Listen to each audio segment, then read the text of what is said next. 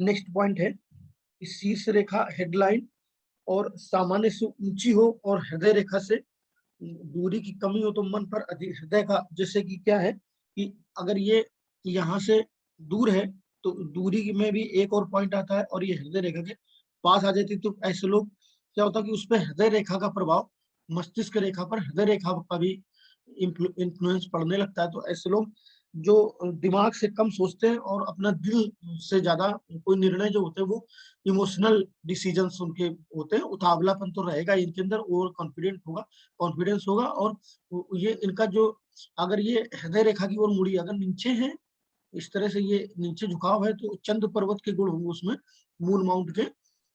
लेकिन अगर इस तरह से ऊपर जो की ओर उठ रही है या हृदय रेखा से ज्यादा दूरी नहीं आ रही है, तो वो उसका जो डिसीजन होगा इमोशनल होगा और जो दिल से लिया गया निर्णय होगा, दिमाग का नहीं उसमें इस्तेमाल ज्यादा नहीं होगा। तो ये भी अच्छी श्रेणी की नहीं मानी गई है।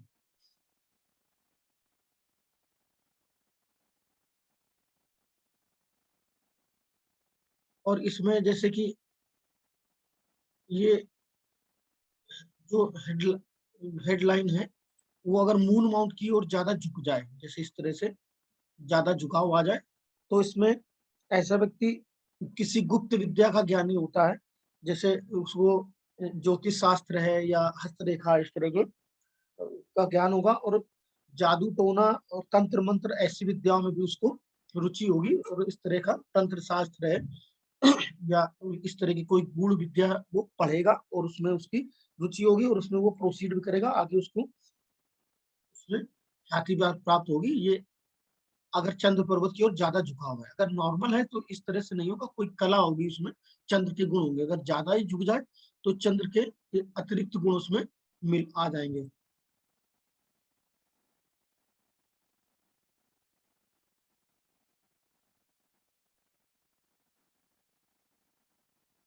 अगर ये मस्तिष्क रेखा हेडलाइन निकल करके ये हार्ट लाइन से मिल जाए तो ऐसा व्यक्ति अपोजिट जो सेक्स होगा व्यक्ति, उससे वो आकर्षित होगा और उसमें उसके प्रेम जाल में फंसेगा, और इसके बाद में उसका विवेक शून्य हो जाएगा और अपनी चीजों को नष्ट कर सकता है, कुछ भी कर सकता है। मतलब उसका जो डिसीजन होगा अगर इसमें मिल गई है तो जो अगर वो किसी लव अफेयर में पड़ गया या इस तरह से कोई महिला है अगर वो किसी लव अफेयर में पड़ गई तो उनको उसके अलावा कुछ भी दिखाई नहीं देगा, और वो फिर क्या डिसीजन लेंगी या वो क्या डिसीजन लेंगे तो वो मतलब उनको भी पता नहीं है। तो ऐसा, लेकिन वो अपना उनका बुद्धि विवेक नष्ट हो जाता है, सोचने समझने की क्षमता खत्म हो जाती है।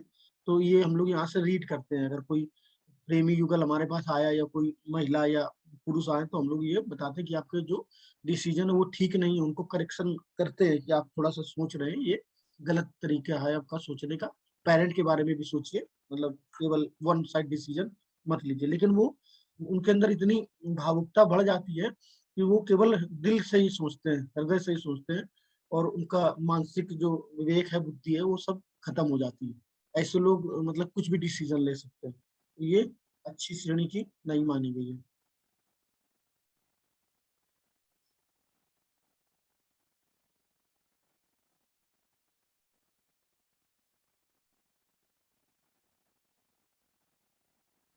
अगर जीवन रेखा हेडलाइन जीवन रेखा से निकलकर किसी एक बिंदु पर अलग होकर स्वतंत्र रूप से चलती है तो वो मनुष्य पर उसकी मानसिकता का, जैसे कि ये किसी तरफ ना मुड़े और वो जीवन रेखा से निकल करके और किसी एक पॉइंट पर खत्म हो जाए, जैसे कि ये जीवन रेखा से निकली और ये कहीं मुड़ नहीं रही, इसे स्ट्रेट ही निकल गई। तो ऐसा व्यक्ति जो होता है उसपे वो मतलब अपना विवेक से काम लेता है, बुद्धि विवेक ये सारी चीजें, मतलब दिमाग से ज्यादा काम लेगा उसके अंदर। जो मनोभावना है या ये कहे कि इमोशंस है वो कम होंगे। हर जगह वो व्यक्ति दिमाग लगाएगा, अपने परिवार में भी दिमाग लगाएगा कि मतलब हम ये काम कर रहे हैं या किसी की मदद कर रहे हैं अपने भाई बहन की, तो हमें क्या लाभ होगा, इस तरह की सोच उसकी होगी। मतलब इस बहुत प्रोफेशनल होगा। तो ये अच्छी श्रेणी की नहीं मानेगी क्योंकि स्टेट है, तो इसमें केवल जो ब्रेन लाइन है, हेडलाइन है, केवल उसके ही विशिष्ट गुण होंगे, उसके ही गुण होंगे।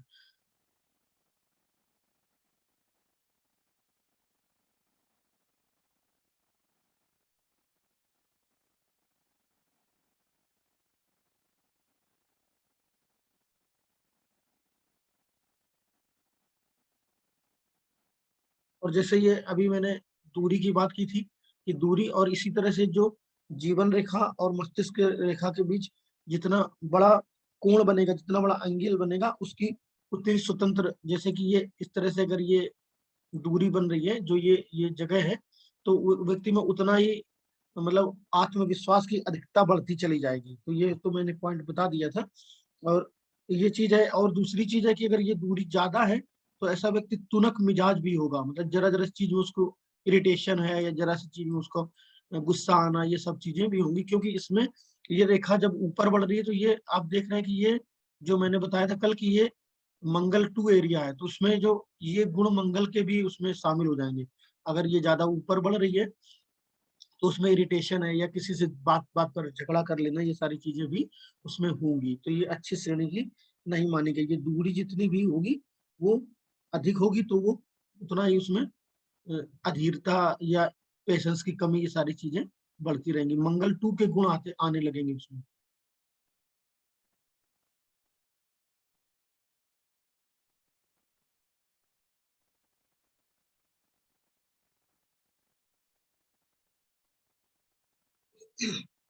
और जीवन रेखा और मस्तिष्क रेखा अगर एक साथ चलती है, तो ऐसा व्यक्ति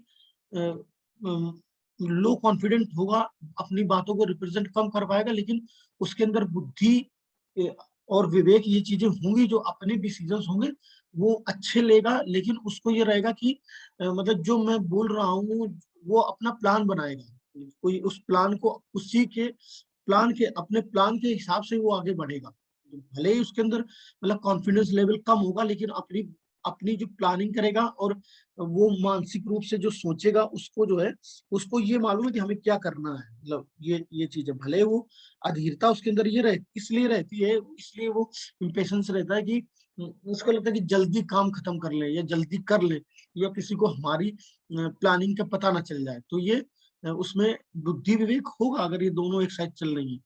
जैसे कोई वकील हैं या इस तरह के होंगे, लेकिन उसमें अधीरता भी होगी, तो ये अच्छी श्रेणी की है। लेकिन उसमें अगर वो ऐसा व्यक्ति अधीरता कम कर ले, या उसमें कोई गुरु के जो गुण है, या कोई अच्छा चिन्ह है, क्रॉस है, स्क्वायर है, ये इस तरह से अगर हो जाए, तो मतलब वो अपनी आदत को अगर सुधार लेगी, जो चीजें तो होंगी, लेकिन जो इम्पेशंस है, जो अधीरता है, जो उसका, उसमें अगर वो कमी लाकर किसी तरह से कमी ले आए, तो वो अच्छा है उसके लिए। तो ये हम लोग उसको बता सकते हैं कि आप ये देख रहे हैं कि अगर दोनों चीजें एक साथ हैं, तो हेडलाइन और लाइफ लाइन, तो उनको बता सकते हैं कि आप थोड़ा सा जो जल्दी जल्दी जल्दबाजी करते हैं, उसको आप कम करिए, या उनका हम गुरु उच्च कर सकते हैं। तो उसमें जो उनका विवेक है, वो जो है थोड़ा सा सामान्य हो जाएगा, और मतलब रहेगा उनके अंदर, लेकिन उसकी जो अधीरता है वो कम हो जाएगी।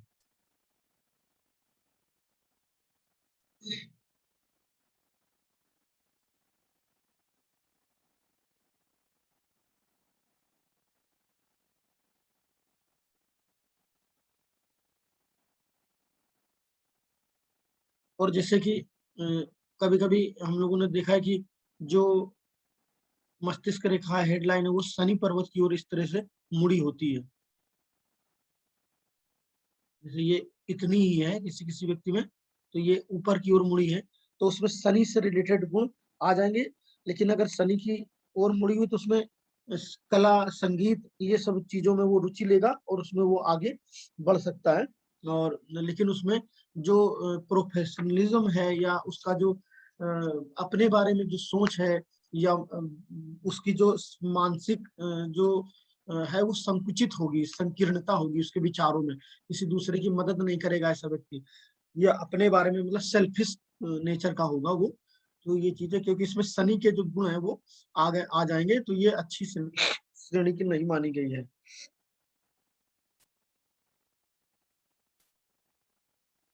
और जैसे कि ये मस्तिष्क रेखा, ये सीधी है, मैं एक बार बताना भूल गया, अगर स्ट्रेट है, तो ऐसे लोग मतलब अपने बारे में, ऐसे लोग भी अपने बारे में सोचेंगे, केवल अपना काम बनाने के लिए कहीं होंगे, तो केवल अपने बारे में। और संकीर्ण उनके अंदर जो विचार होंगे वो संकुचित होंगे, क्योंकि जो मतलब सोच होगी वो संकीर्ण होगी अपने परिवार के बारे में। मेनली वो अपने बारे में ज्यादा सोचेंगे कि मेरा इसमें क्या भला होगा। मतलब हर जगह वो प्रोफेशनल तरीके से ही काम करेंगे, प्रोफेशनली हर चीज को ट्रीट करेंगे।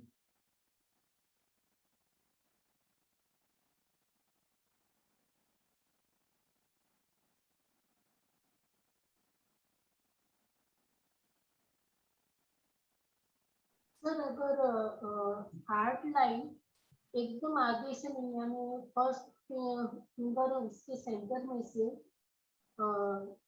लाइफ लाइन से शुरू होती है तो जी, उसका हार्ट लाइन और लाइफ लाइन एक साथ शुरू होती है। थोड़ा सा आगे, एकदम कोने में से नहीं, बीच में से। अच्छा, हार्ट लाइन की बात कर रहे हैं कि लाइफ लाइन से? हार्ट लाइन, लाइफ जी, लाइन से, लेकिन फर्स्ट फिंगर जो है ना उसकी सेंटर जो होता है ना वहां से शुरू होती है तो। अच्छा, बीच से यहाँ कहीं से शुरू हो रही है हार्ट लाइन? नहीं नहीं, वहां से नहीं, लाइफ लाइन से ही शुरू होगी, अच्छा, लेकिन एकदम कोने से नहीं, बीच में से। आप हार्ट लाइन की बात कर रही हैं या हेड हाँ, लाइन की? Heart line, heart line.